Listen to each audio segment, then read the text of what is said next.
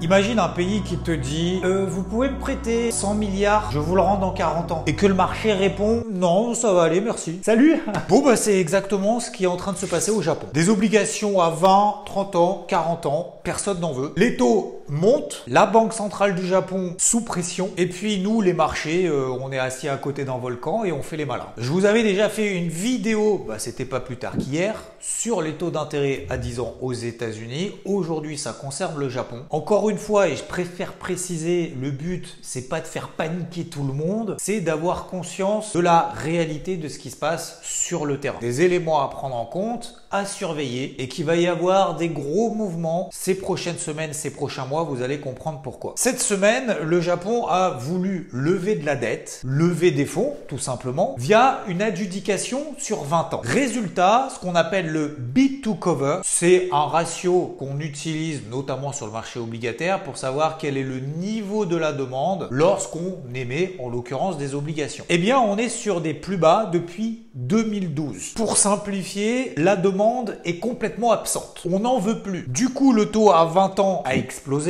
On est à plus de 2,55%. 30 ans, on a pris 17 points de base. On a au-delà des 3,14%. Et le 40 ans a pris 14 points de base. On est à 3,60%. Ça, c'est pas une micro-variation de marché. C'est juste un truc qui s'est pas vu depuis des décennies. Bon, c'est tout. C'est pas non plus... Alors, pourquoi c'est ultra grave? Et d'ailleurs, pas qu'au Japon. Déjà parce que le Japon est déjà surendetté. On est quand même à 250% du PIB en termes de dette. Et on a même le Premier ministre, c'est le Premier ministre Ishiba qui l'a dit au Japon. Attends, je cite parce que on me raconte pas des conneries quand même. Alors, bien évidemment, il a pas dit en français. Notre situation budgétaire est pire que la Grèce au pire de la crise.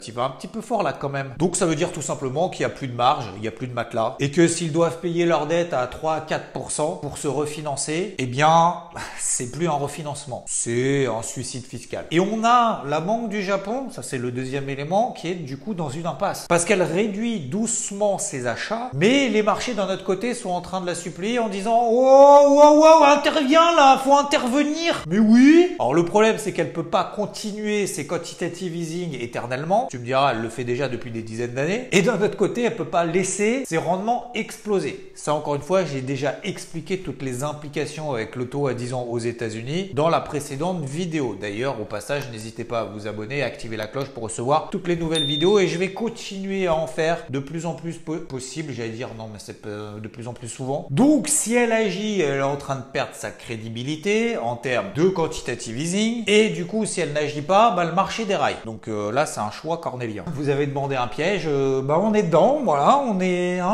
les deux pieds dedans. C'est bon. Et puis, on a la demande structurelle en obligations japonaises qui est en train de s'écrouler. Donc, que ça soit JP Morgan, HSBC, tout le monde le dit, les assureurs, les banques, les caisses de retraite n'en veulent plus. Pourquoi? Tout simplement parce qu'il y a un risque de perte sur une durée aussi longue, sur du 20 ans, 30 ans, 40 ans. Aujourd'hui, on l'a compris, on a aussi plus de visibilité sur les taux. Et puis, on a plus d'acheteurs, la banque centrale japonaise en face. Résultat, la demande est en train de disparaître en silence. Du coup, si on a le prix des obligations japonaises qui s'effondre, tous les taux longs, que ce soit du coup aux États-Unis mais aussi en Europe, vont monter aussi par effet domino. Il va y avoir une espèce de contagion. Il faut savoir que le Japon, c'est le deuxième plus gros détenteur d'obligations américaines. Ce qui veut donc dire, si le Japon rapatrie les fonds, ça vend de l'obligation américaine, ça fait monter les taux aux États-Unis et du coup, tout l'impact que j'avais déjà décrit va se mettre en place. Sur le Japon, il y a des fuites vers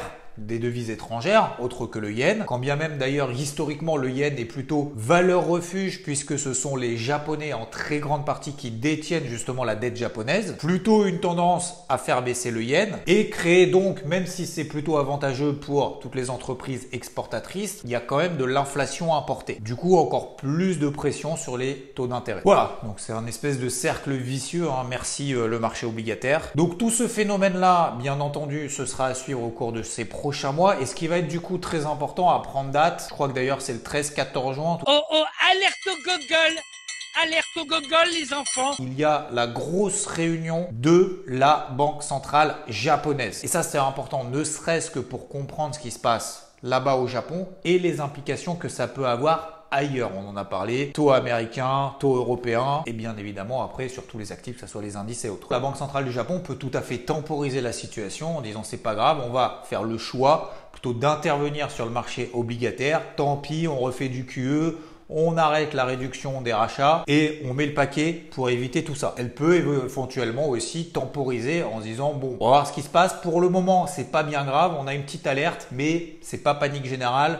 Ça va. Dans tous les cas, de toute façon, le marché va réagir. Donc la priorité, c'est déjà de regarder encore une fois de manière beaucoup plus précise ce qui se passe sur les taux d'intérêt et pas que aux États-Unis. Peut-être de se diversifier. Alors, pas forcément d'investir bien évidemment que au Japon, hein. Vous l'êtes d'ailleurs probablement pas ou peu. Attention également à tout ce qui est tech américaine. Ajouter éventuellement aussi, au-delà de se diversifier, peut-être du tangible, hein, que ce soit des matières premières, que ce soit de l'or ou autre. D'ailleurs, Rodolphe en a parlé en tout début de semaine, on a des mouvements qui sont en train de se passer, notamment sur d'autres matières premières. Je vous mets sa dernière notification ici. Et puis surtout, d'être dans un état d'esprit de pas se dire, voilà, on est sur des records historiques quasiment partout, il peut rien se passer, tout va bien dans le meilleur des mondes. C'est pas forcément le cas. Ça va mettre du temps à se mettre en place et on peut complètement passer au travers et se dire bon bah finalement en fait les banques centrales elles gèrent, hein, c'est ce qui se passe aussi probablement aux États-Unis en se disant bon finalement la Fed quoi qu'il se passe de toute façon elle interviendra, elle baissera ses taux d'intérêt, elle a de la marge de manœuvre, tout va bien. Mais voilà, faut simplement le prendre en considération dans la logique justement d'investissement, que ça soit à moyen, à long terme et de se dire que même si on a des marchés comme ça qui montent un petit peu en crabe, il y a quand même des situations qui sont en train d'évoluer et il y a des risques. Clairement, il y en a toujours de toute façon, vous me direz, mais voilà. Et la grande question, ça va être pendant combien de temps est-ce que cette situation va durer et est-ce que ça va continuer, ou je voulais plutôt dire contaminer le reste, que ce soit les marchés actions,